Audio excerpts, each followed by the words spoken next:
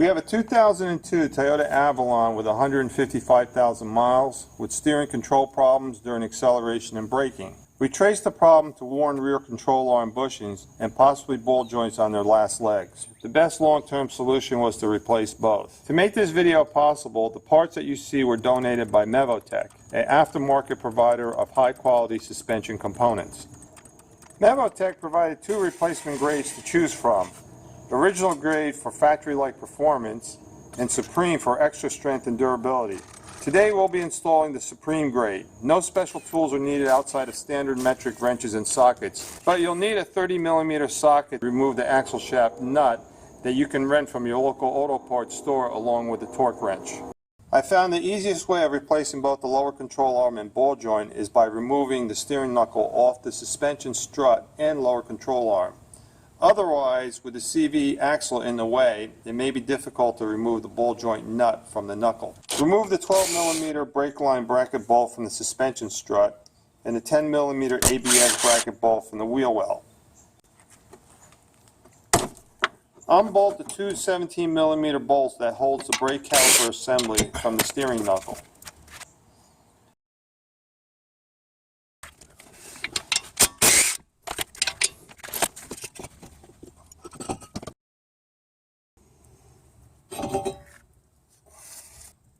Remove the outer tie rod end cotter pin and tie rod nut.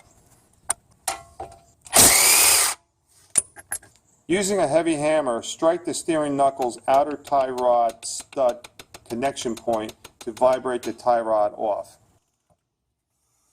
Remove the CV axle cotter pin and guide washer. Using an impact tool, torque off and remove the CV axle nut using a 30mm socket.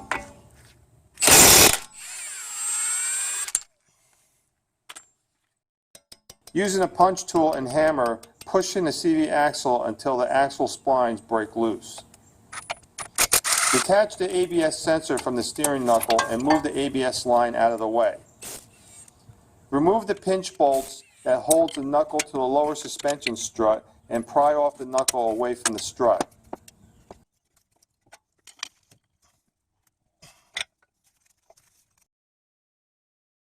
I'm removing the crankshaft pulley splash guard so I can position the CV axle up and away from the knuckle and support it with a bungee cord.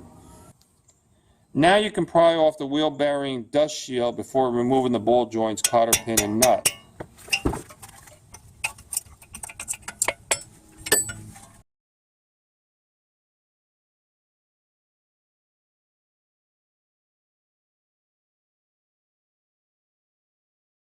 Now by removing the ball joint nut, we can use a heavy hammer to strike the steering knuckle's ball joint connection point to vibrate the ball joint off. Now it's just 3 bolts, 1, 2, and 3. Hold the rear bushings nut from moving using a 19mm open-end wrench, then torque off the bushing bolt.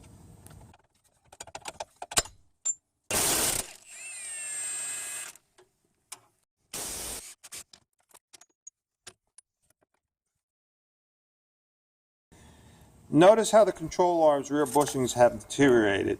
It flexes too easily and stress cracks are clearly visible. And notice the ball joint. It's loose and the dust boot has split, leaking out grease. Transfer the rear control arm spacer from the old arm to the new one.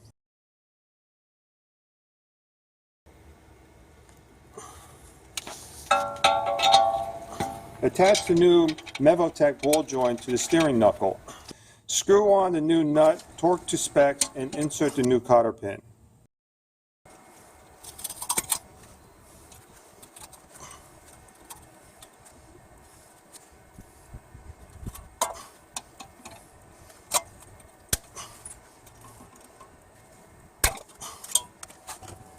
Press back in the wheel bearing dust shield. Make sure the ABS hole in the dust shield is lined up with the ABS mounting hole.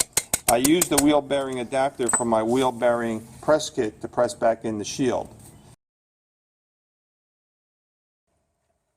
Starting from the rear of the new control arm, wiggle the rear bushing into the bushings connection points, align the holes, and push in the mounting bolt. Okay, now it's on.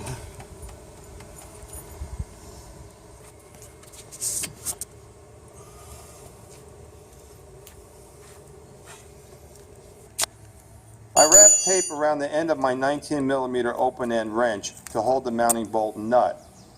I then positioned a nut above the bolt stud. I pushed in and turned the bolt until the threads caught the nut.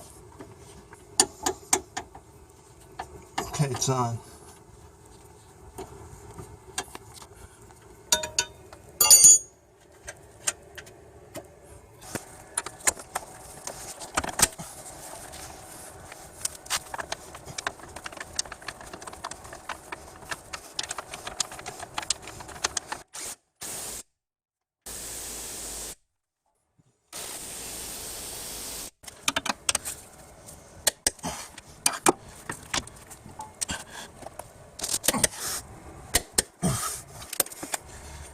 Mount the steering knuckle onto the new control arm. Screw on hand tight the new ball joint nuts and bolt.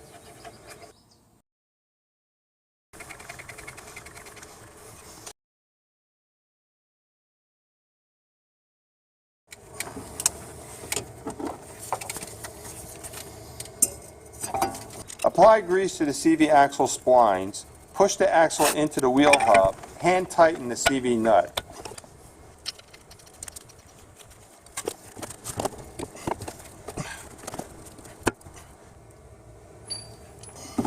Attach the knuckle to the lower strut, wiggle in the pinch bolts, and torque the nut down.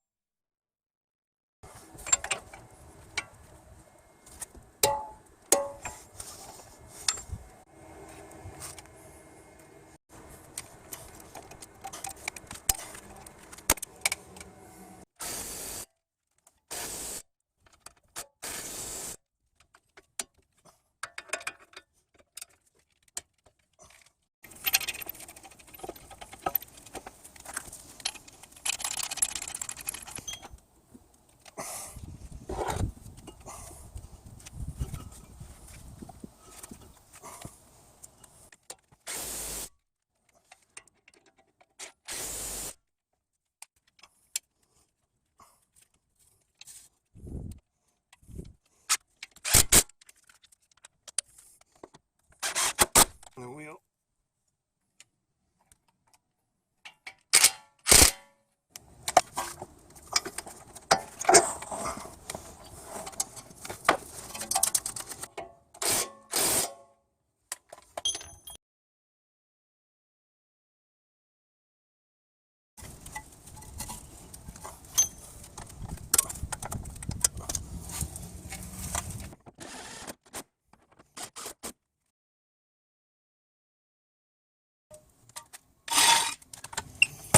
And we're done.